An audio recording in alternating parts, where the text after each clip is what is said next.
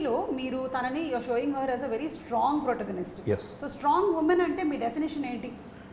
Who can stand their ground most importantly. అంటే Stand their ground అంటే అంటే? పరిస్థితి ఎటువంటిదైనా మనం నిలబడగలగాలి, సెల్ఫ్ డౌట్ అనేది ఉండకూడదు. అంటే నేను I was raised up by strong women in my life.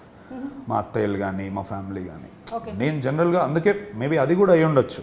అంటే నేనేదో అనుకొని రాసేది కాదు, మనం పెరిగిన వాతావరణం మనల్ని చాలా ఇన్ఫ్లుయెన్స్ చేస్తుంది. అంటే ఇంట్లో ఏ కష్టం ఉన్నా ఇంకోటి ఏది ఉన్నా కూడా నిలదొక్కుని ఎక్కడ చెప్పకుండా. See, these are the things that I like about female protagonists. They are not so loved. 100 సమస్యలు ఉంటాయి.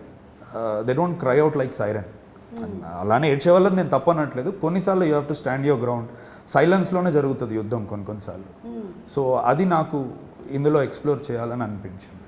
Okay. So that's my idea. నా ఐడియా అని చెప్పడానికి నేను ఎవరిని కానీ I would like to see my female protagonist. Point of view and you have one, so what's wrong? అంటే some times